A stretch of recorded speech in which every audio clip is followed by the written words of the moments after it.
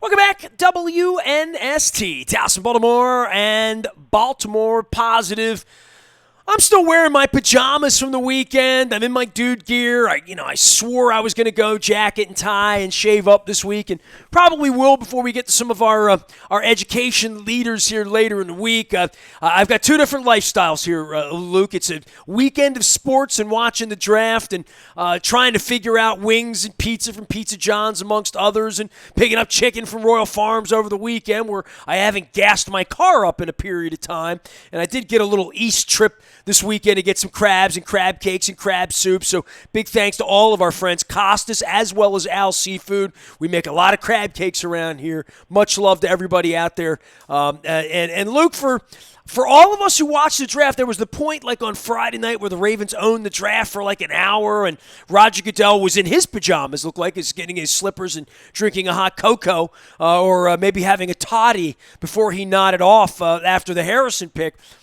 But the whole weekend of picking and what the Ravens fan base went through versus like the Steelers who took Maryland guys and, and the Redskins who had the number 2 overall and the quarterbacks that went and the Packers and the Eagles and all that went down. I mean, I remember way back a year ago today when the Browns were going to win the Super Bowl. Remember that?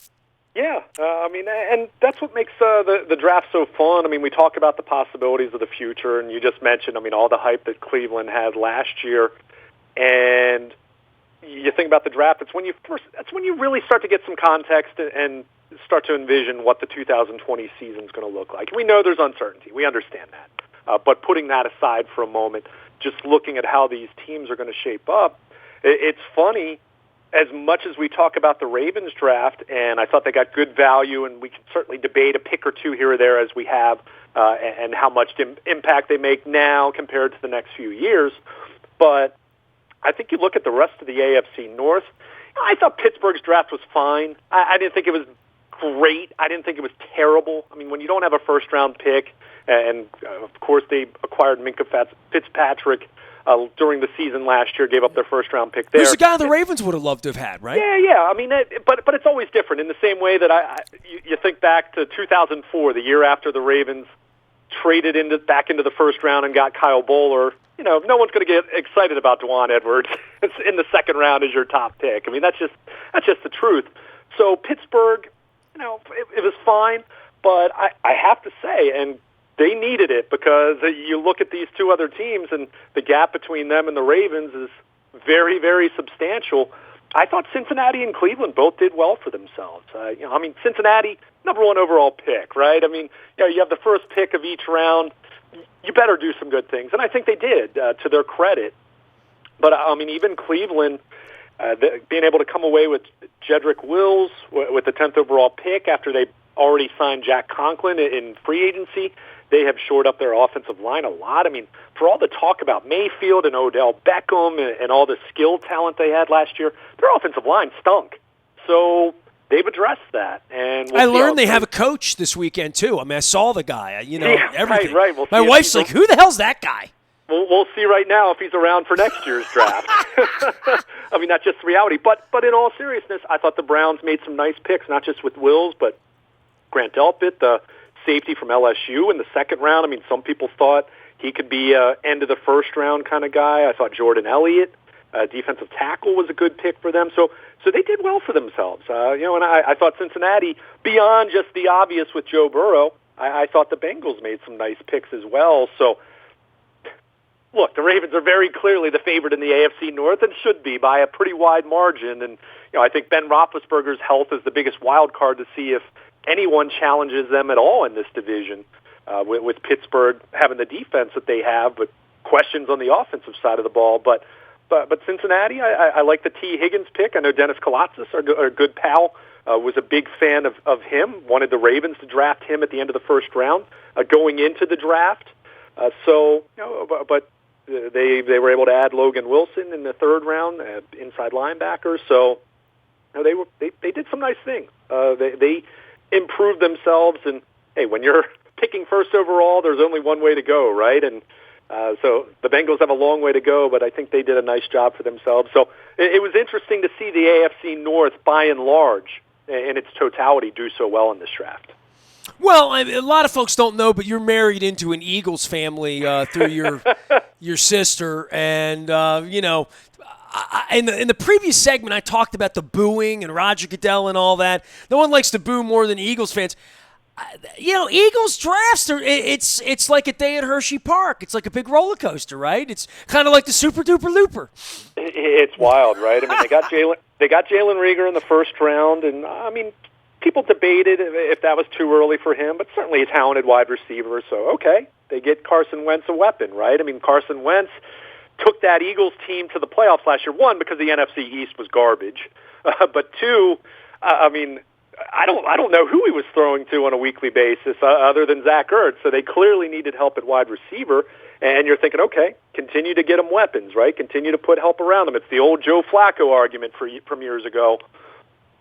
And they draft Jalen Hurts in the second round, and I mean, it just broke Eagles Twitter. I mean, my brother-in-law, he knows I'm busy, so it wasn't a case of he was expecting me to text him back right away. But I mean, he was going nuts. He was very much, apoplectic about the fact that they took a quarterback in the second round. But what's interesting, and I mean, it'll be very intriguing to see, one, how Jalen Hurts develops. I think he's a guy that showed some real growth at Oklahoma. I mean, he was a winner at Alabama and got replaced by Tua, who was a top 5 pick. So no shame in that. But I think there's clearly some intrigue as far as how he develops and what that means for Carson Wentz, what that means for the Eagles. But you look at the rest of their draft, I think they still had a pretty decent draft after that. It's just when you pick a player like that in the second round, when you just paid your franchise quarterback so much money, yeah, it's going to create some questions. So it'll be interesting to see how Doug Peterson incorporates Jalen Hurts. Do you see them do some of the Lamar Jackson, Joe Flacco stuff where both are on the field at the same time? I think there's a good chance for that. But it's definitely interesting when you have that. And then the one that we touched on a little bit because it was in the first round, but I mean, the Green Bay Packers. You have Aaron Rodgers, and it was very clear they needed help at the wide receiver position. And this was known as the deepest wide receiver class in the last 15 or 20 years, according to many pundits. And they didn't take a single wide receiver, and they draft Aaron Rodgers' replacement in the first round. What is it with these quarterbacks? They're like they run Brett Favre out. Now they're going to run Aaron Rodgers. Rodgers got the previous coach fired, right? Like, so... I mean, the Flacco around here, I mean, it became persona non grata because of the price, but certainly will never become known as a malcontent because I don't think he ever was like a malcontent here. Probably not happy at the end when Lamar was playing and he wasn't. But it's a fascinating case study of the generations, even going back to my dad being pissed about Unitas. No doubt. I mean, you think of Joe Montana and Steve Young and how icy that relationship was. I mean, you know, it's interesting. I think, you know, and some of the stuff that I've heard coming out of Green Bay where it sounds like their organizational philosophy is going to be to continue to try to load up on defense. And look, I mean, Zadarius Smith and some of the other additions they made last year, that was good defense. Mike Pettin likes that. Yeah. But to hear, you know, some of their philosophy is that they're going to play good defense and run the football. I mean, unless you have Lamar Jackson, I'm not sure that philosophy really jives in 2020. And we'll see. I mean, maybe it'll work out for them, and maybe Jordan Love becomes their franchise quarterback in a couple of years. I mean, it's not as though they're... Well, they certainly picked him to be that, right? Yeah, I mean, it's not as though they're getting rid of Aaron Rodgers overnight, but boy, you know, I mean, you just look at... They clearly needed wide receiver help, and I just see that, and it reminds you of the Ravens a few years back, where it's just like, Joe Flacco needs weapons. He needs weapons. Okay, well, he's making a lot of money. All right, fine. You can't sign him in free agency, then you draft him, right? Well, and then they come away with a 5th or 6th round wide receiver. So they didn't even do that. I mean, even, you know, you could have even made an argument for the Packers. I mean, the Ravens took Duvernay in the 3rd round. And we didn't talk about him too much as far as recapping the Ravens draft, but James Prochet for a 6th-round pick, look, he's a 6th-round pick. Odds are more likely that he's not going to amount to a whole lot. But this is a kid who caught 204 passes and 27 touchdowns over his final 2 seasons at SMU. You You're telling me if you're the Packers, you wouldn't have at least been intrigued in bringing in someone like that on day 3 to see if he's at least a flyer that could help out Aaron Rodgers a little bit? So it's hard to look at their draft and sign off on that. I mean, and look, we talk about this all the time. Grading drafts right after, we don't know how this is going to work out. I mean, some of the teams that we've praised, I mean, the Ravens, the Bengals, the Browns, I thought the Cowboys had a really good draft. I thought Denver, and more specifically Drew Lock, with some of the weapons they brought in for him, those teams might have ended up having the worst drafts if these players don't play. Hey, the Browns were winning the Super Bowl a year ago today. Keep going back to that. Maybe Jordan Love's the next Hall of Fame Packers. And by the way, the Ravens are winning the Super Bowl today, right? If we have a season, they're 14-2. They won the draft. They have Lamar. Lamar's on the cover, all of that, right? So, they're supposed to win the Super Bowl if we blow the whistle September 12th and start playing football this year, right? Well, I mean, either them or Kansas City. I mean, you can't count out the Chiefs. Well, but you know what I mean. I mean, if they were 2-4 to start the season, all hell will break loose. No doubt. Hey, I wrote it before the draft. I wrote it right after the playoff loss. For 2020, it's very clear. Super Bowl or bust. I mean, that's just the truth at this point. You can't go 14-2 and lose in the divisional round. And even though, look, they're very young, they're extremely talented, they have the MVP of the league, they had all these Pro Bowlers, all of that. And there's plenty of reason to think the future is so bright in that regard. I'm not at all trying to be a doom and gloomer. But if they don't go to the Super Bowl this year, the season's regarded as a disappointment. Unless you just have those slew of injuries. Lamar Jackson hurts his hamstring in week 6, and he's hobbled the rest of the year, and you go 9-7 or 10-6 as a result, and you lose in the first round. Okay, then maybe that scenario is a little different, but otherwise, this is a Super Bowl team this year. That's the expectation. They're not going to hide from that. I mean, that's the way it should be. So yeah, in that regard, you're right, and that's where then you're excited to have the draft haul that they had, understanding that not all 10 guys are going to contribute in 2020, but if at least 2 or 3 of those guys make some meaningful contributions, and 1 or 2 others are some solid special teams players for you, well, there you go. Then you have something. There you have the makings of what could be a really great draft class as you evaluate it over the next 2 to 3 years. But just in terms of the short term, coming back to Green Bay, I mean, that's some head scratching going on in Titletown with what happened to Aaron Rodgers.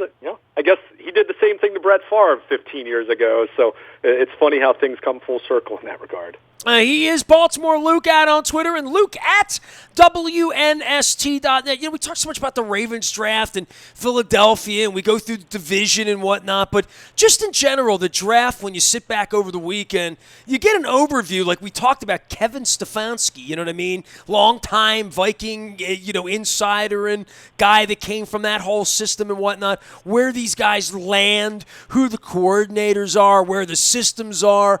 I mean, I'm still pretty weirded out about the Tom Brady and Tampa thing and the Gronkowski thing, that if we're going to have a real season and it's going to start on time, Tom Brady and Tampa's weird. And I think all of the stories that went around, because some of us have been a little bit more numb during the pandemic to sports and keeping up with the old sporting news draft guide or buying your Kuiper or whatever the old standards would be, even you and me going out to Indianapolis and boning up on the draft, that it was a weekend to learn about players and what's going on in these organizations in various places, because, man, there really is a lot of change around the league year after year when you look up and say, who's coaching there? What? Did I miss that back in January? Probably, right? Yeah, and we probably don't have – I mean, I guess we do, because you look at the turnover in Cleveland specifically, but even Cincinnati had Marvin Lewis for all those years. Pittsburgh, over the course of my lifetime, and many people older than me, they've had 3 head coaches. Ron Rivera is running around with a Redskin logo, and I'm trying to get my arms around that. Then I figure out Del Rio's there. You just need to. There's just a lot of parts moving. Phil Savage works for the Jets. A lot of folks don't know that. And I see Joe Douglas with his kids piling on him, and I think of Joe Douglas as the Turk 20 years ago. So it's just people move around, and you really need to get settled on who's where. And this is the one weekend where we do that. Now it goes away again a little bit. I start to forget who took what quarterbacking job, right? Exactly. I mean, this league, we use the acronym all the time, not for long, NFL. I mean, it is so true. And, you mentioned Tampa Bay. I mean, it's going to be really interesting how that plays out. I mean, I think Gronkowski, which is hilarious. The last time we saw Gronk, he was the host of an empty arena WrestleMania. I mean, you can only imagine how that it was weirder than it even sounds, to be totally honest. But he comes back. He joins Brady in Tampa. I mean, look, Tom Brady's not the first Hall of Fame legendary quarterback to change teams. I mean, Peyton Manning ran around in Denver, won a Super Bowl in Denver. So, we've seen it even recently, but it is a little jarring, and it'd be interesting to see how that plays out. I mean, I think Tampa Bay, there was so much talk about Jameis Winston last year. I mean, 30 touchdowns, 30 interceptions, this crazy stat line. He gives the ball away, makes so many brilliant plays and so many plays that make you just scratch your head. You're mystified by some of the turnovers. But you looked at the rest of their roster and said, okay, their defense quietly got better as the year went on, and no one denies their skill talent. I mean, they have wide receivers. I mean, with Evans and Godwin, I mean, what they're able to do in that regard. But you wondered about the quarterback position. So you bring in a 43-year-old Tom Brady, who clearly isn't what he was 5 or 6 years ago, but didn't have very much help in New England whatsoever last year. So, how does that play out? I think I'm not ready to put them as high in the Super Bowl odds hierarchy as I've seen Vegas put them already, but I think there's some intrigue to see how that's going to play out. Or does he just go full-blown 2015 Peyton Manning, where he just completely falls off the cliff finally in 2020? Because he's going to be 43. I mean, it's going to happen, and it's going to happen very, very soon. And you saw he wasn't the same guy last year. Are you sure? I think so, right? I was in the store last week with my mask on, and I saw the avocado ice cream, and I thought... Yeah, that's the fountain of youth right there. I mean, I'm trying to grow my hair long and, wear my hat backwards and keep up with the young kids, but, it's... 52's wearing on me, and that's not Ray Lulu. Exactly. But so it'll be interesting. I mean, we haven't even mentioned, how about Phillip Rivers in Indianapolis? Right. I mean, the fact that they've drafted a quarterback, and not they, I'm sorry, the Chargers, because when I think of Rivers, I think of the Los Angeles Chargers, San Diego Chargers. I'm not sure what they are. Who knows what they'll be.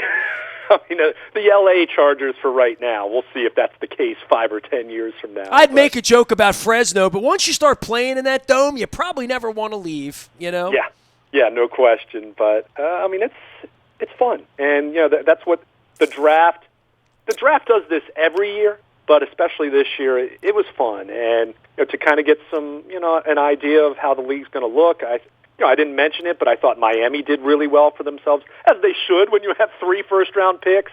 I think the big question is just going to be, does Tua stay healthy? It's that simple. If he stays healthy, I think he's got a chance to be a really darn good quarterback. But, we saw that story with Dennis Pitta, unfortunately, for the better part of 4 years, where he re-injured injured his hip and then re-injured it twice. So I hope for his sake it works out. I think they made some other good picks. So it's fun. This time of year you start to get that context, and to your point, it always goes away a little bit because, let's face it, other than guys like me that are out there in Owings Mills, and even then it's a limited number of days. Yeah, the spring program kind of goes on in anonymity, at least as much anonymity as the NFL can possibly have. So a lot of this goes away until training camp, but now we kind of wait and we hope, and meanwhile, a lot of us are focused on things more important than sports, but we certainly miss sports in the interim, and we hope for the best. And there's a long way to go in terms of decisions being made and adjustments and things of that nature. So I think it's perfectly fine to be optimistic, but also acknowledging that, this at least in terms of the most popular team sports here in America, and I know golf and NASCAR and some of those things seem to be they're going to be able to start up sooner than later as far as some of these team sports go. But that was the thing about the draft, that it felt normal. It wasn't normal in the sense that everyone was split up, but just the event itself, the discussion. Yeah, you itself, woke up the next day and you had football players. It felt normal, right? You were talking about the season in the way that you and I are right now, understanding that there might not be one, but we're still going to talk about it. And a lot can happen, and the landscape of public health and all those things, can certainly change. And we know the best medical minds in the world, all over the world, are on this problem to varying degrees, to whether vaccine or antivirals, whatever.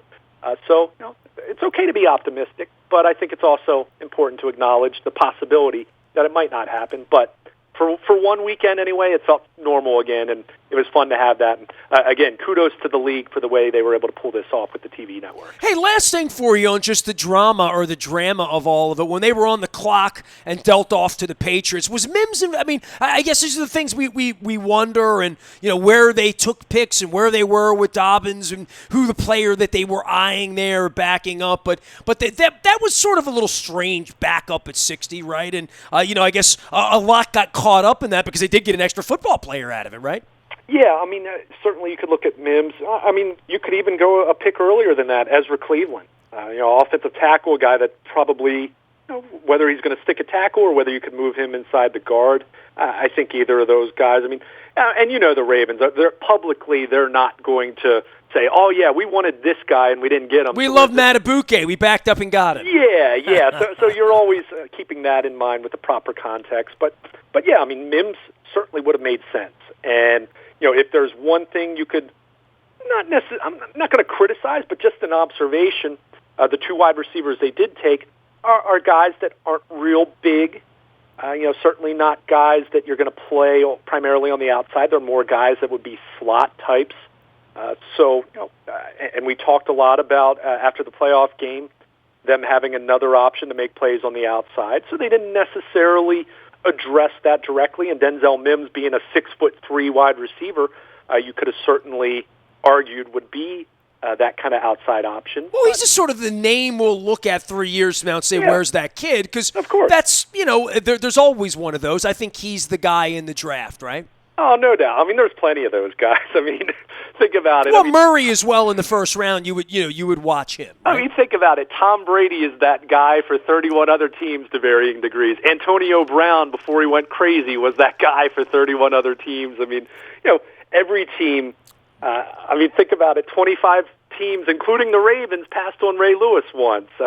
Dennis brought up the Tom Brady thing with Coach last week about Kavanaugh. So yeah, Kavanaugh liked him, but at the same time, if you've heard Brian Billick talk about it, they thought Chris Redmond was a first-round talent, and they were tickled to get him in the third round. It sounds silly all these years later, but hey, that's what makes the draft so fun. That you dream about all these players becoming stars. You know that a large percentage of them will never be anything. You know quite a few of these guys won't even get out of their first training camp or their first preseason on a roster. Not the Ravens, the league in general. that's just the way it works. Seventh-round picks. The Ravens, I thought they made a really nice seventh-round pick. But do I really think Geno Stone's going to be a guy that hangs around and becomes a real player for them? Well, look at the history of their seventh-round picks. Most successful, Anthony Allen, Michael Campanaro, D'Angelo Tyson.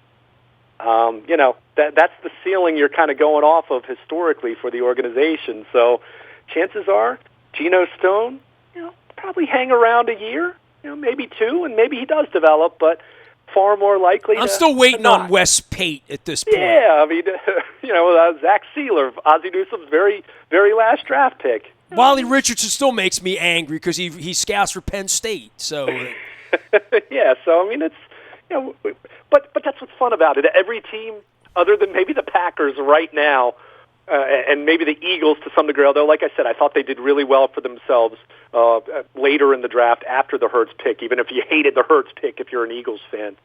But everyone loves their draft right now, and everyone loves their players. And it's always funny. You always hear general managers say, well, this guy was the top player on our board. Have you ever heard someone say, well, yeah, we reached for this guy because we really needed a wide receiver?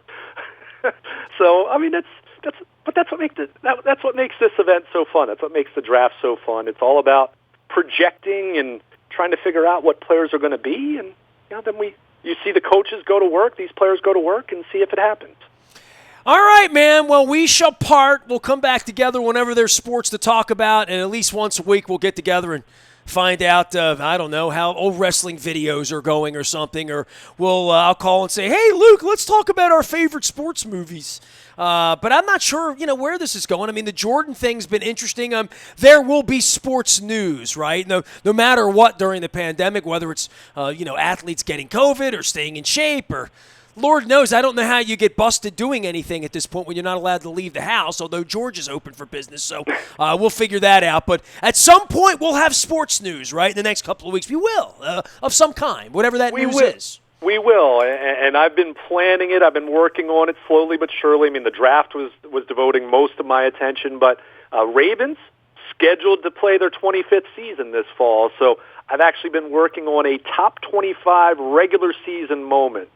My personal list. I'm not the end-all, be-all authoritative opinion, but been working on that. So you can check that out. Go ahead. Give me that again, because I want to make some entries. Go ahead. Top 25 regular season. I'm not doing playoffs because when you do playoffs, that dominates the list for obvious reasons. Yeah. Regular season's the meat and potatoes. What are you looking for? Sports. Play moment? What are you looking for?